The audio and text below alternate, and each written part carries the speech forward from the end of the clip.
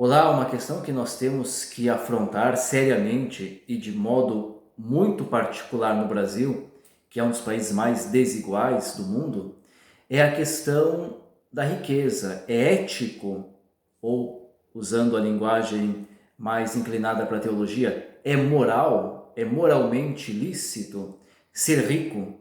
Parece uma pergunta que pode inclusive assustar algumas pessoas, quer dizer, mas é uma pergunta que nós temos que nos fazer, especialmente no Brasil, que é um dos países mais desiguais do mundo, um dos mais desiguais do mundo. O problema ético não é o problema da riqueza enquanto tal, enquanto bens naturais e enquanto produção, porque a riqueza, se é dividida e partilhada, não é um problema. O problema é a concentração da riqueza nas mãos de alguns. E aí volta a pergunta: é ético? É moralmente aceitável que uma pessoa seja rica? Quando nós pensamos no Brasil, pensemos, por exemplo, os dados que temos.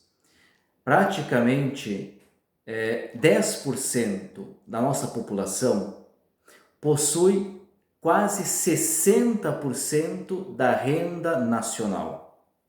E se nós pegarmos desses 10%, o 1% mais rico possui praticamente 50% de toda a renda patrimonial.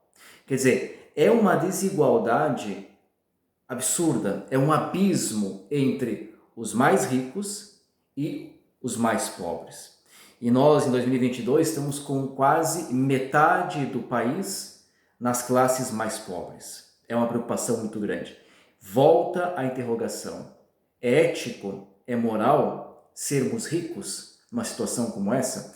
São Tomás de Aquino vai dizer que o princípio moral que nos norteia é a destinação universal dos bens, que entrou no patrimônio da doutrina social da Igreja, ou seja, os bens da criação não são destinados para alguns.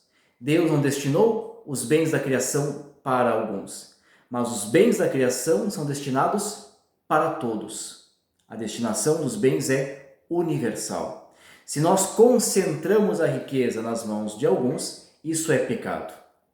E aí podemos, de maneira mais forte ainda, ir no Evangelho. Quer dizer, quando Jesus diz em Lucas, de maneira muito clara, bem-aventurados vós, os pobres, e fala com os seus discípulos porque aceitaram a pobreza para segui-lo, imediatamente ele vai dizer depois: mas ai de vós ricos, porque vocês já receberam a recompensa de vocês. No Evangelho de Mateus, nas bem-aventuranças de Mateus, a expressão foi muito mal traduzida porque se pensa que bem-aventurados os pobres em espírito significa dizer que Jesus fala da nossa humildade. Eu posso ser muito rico em dinheiro, mas se sou humilde, então sou pobre em espírito. O texto mal traduzido, na verdade, deveria ser traduzido como bem-aventurados os pobres por causa do espírito, ou seja, os discípulos que aceitaram uma vida na pobreza, na simplicidade, porque a eles pertence a presença de Deus, o reino dos céus. Então, qual é a vontade de Deus? Nós temos que nos perguntar de maneira muito clara. A vontade de Deus é que não hajam ricos nem pobres. A vontade de Deus é que todos tenham tudo aquilo que é necessário a uma vida digna. Essa é a resposta moral, essa é a resposta ética. Francisco nos disse recentemente em um de seus discursos que a desigualdade social é a raiz de todos os males sociais. O Papa, inclusive, repete isso. A desigualdade social é a raiz de todos os males sociais. Ora, se a raiz de todos os males sociais é a desigualdade, a primeira coisa que nós temos como cristãos que combater é a desigualdade social. E aqui vem a questão da dimensão política da nossa fé. Quando Pio XI vai dizer que a política é a forma mais alta de caridade, frase repetida por Paulo VI, repetida hoje por Francisco, o que ele nos quer dizer é que, em relação ao bem comum, nós temos que atacar os problemas que são ligados ao bem comum. E neste caso, falando aqui da desigualdade social, especialmente no Brasil, a desigualdade social é o grande problema que nós temos hoje no Brasil. Nós não podemos desviar a atenção para outros lados.